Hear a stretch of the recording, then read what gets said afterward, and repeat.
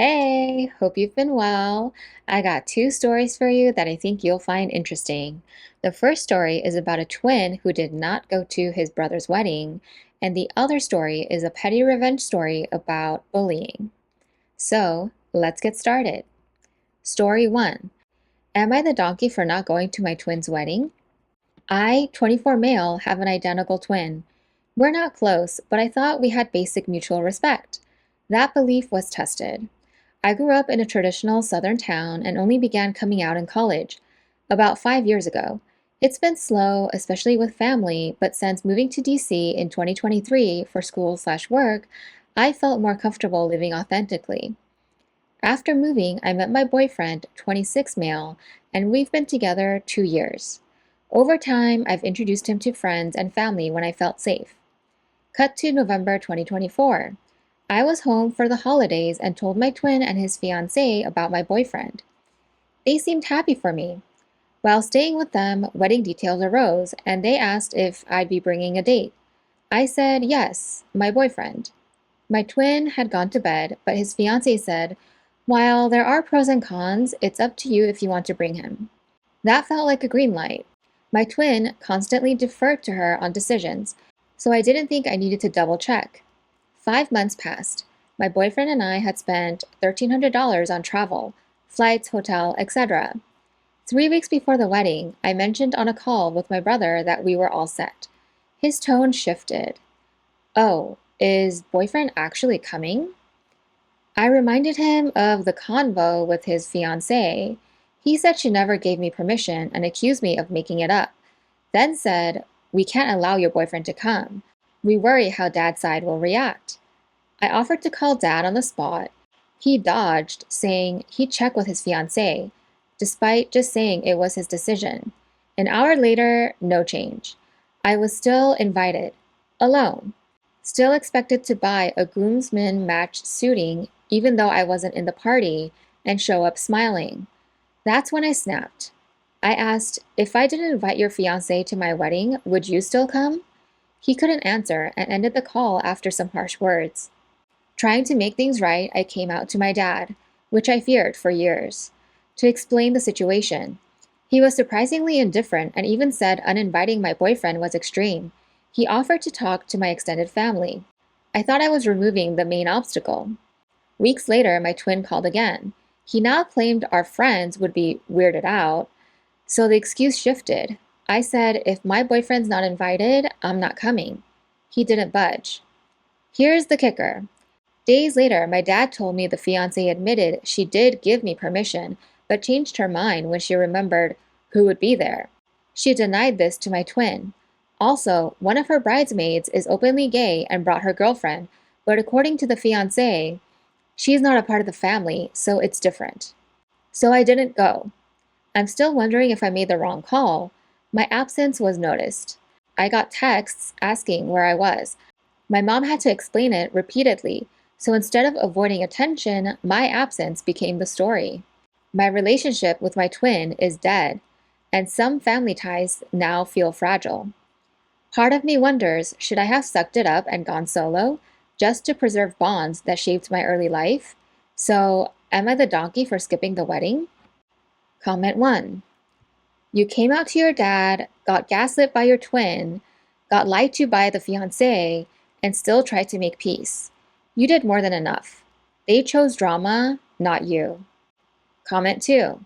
Honestly, if showing up alone means shrinking yourself for their comfort, you did the right thing. Blood does not mean you have to keep showing up to places where you're treated like a problem. Proud of you for standing your ground. Comment 3. Not the donkey. You did the right thing. Now you know who your twin and his wife are. I'm glad you talked to your father. That must be a relief. I'm sorry about the others in your family. Comment 4. Not the donkey, but your twin and his wife definitely are both the donkey. I'm glad you found out that your dad is at least supportive of you and your boyfriend. That's something good out of the stinking corpse of your relationship with your twin. Comment 5. They flipped the story, changed their minds, and expected you to smile through it? No. You were clear, calm, and mature. If they could not handle honesty, that is on them, not you. Comment 6. Not the donkey. Your brother keeps finding excuses by saying other people won't accept it, when it's clear he is the one who doesn't, but won't admit to it. He may be your family by blood, but your boyfriend is who you choose to be with, and it's great you're standing by him and your relationship. Comment 7. Not the donkey. I would have done the same. It always amazes me that people would prefer to have a loved one missing from an event because of what someone might think or might say. For me, if those with the prejudice have an issue, they can be the ones that stay home. Comment 8. Not the donkey. Your brother is the one that ruined the bond. Comment 9. Not the donkey. You can't remain in people's lives solely on their terms. What do you guys think of this story? I think OP did the right thing, standing up for himself and his partner. I think the twin brother and the sister-in-law are in the wrong. Story 2. What luck? I'm legally blind and unsurprisingly was bullied in school. In 6th grade, while changing in the locker room, some of the other girls thought it was funny to move or hide my things. Once my lock went missing, and one of the girls, with the pretense of helping me find it, was asking me about it while she was holding it. Another time, one of my boots was thrown in a trash can outside the locker room. Another time, somebody threw my gym shorts across the room. How do I know all this was going on if I'm blind? Well, first of all, there isn't just blind and sighted. Blindness is a spectrum. Second of all, there are 4 other senses besides sight which help a person learn what's going on around them, and I use those 4 senses. Anyway, one day, I had finally had enough, and one of the girls' locks was left on one of the benches, and I knew it. So after class began, I went back into the locker room claiming I had to use the restroom, took that lock, and tossed it into another section of lockers. When it was time to change, the girl couldn't find her lock. She and her friends suspected me, but I denied it. I don't know where your lock is, I told them. Well, then I heard them talking and asking one of them to ask me, and the girl who was going to ask me came up to me and said if I took the lock, she wasn't going to tell anybody. I guess they forgot I'm blind and not deaf. I'm also not stupid, and I told her somebody must have taken it, thinking it was theirs. And sure enough, she went back to her little friend group and repeated what I said. I'm sure the lock was eventually found, but it's gratifying to know that I gave back what I was receiving all freaking year. Comment 1. Kids are such donkeys. In middle school, some punk stole my retainer, which was in its case, out of my locker during gym. I never knew who did it, and I never found it.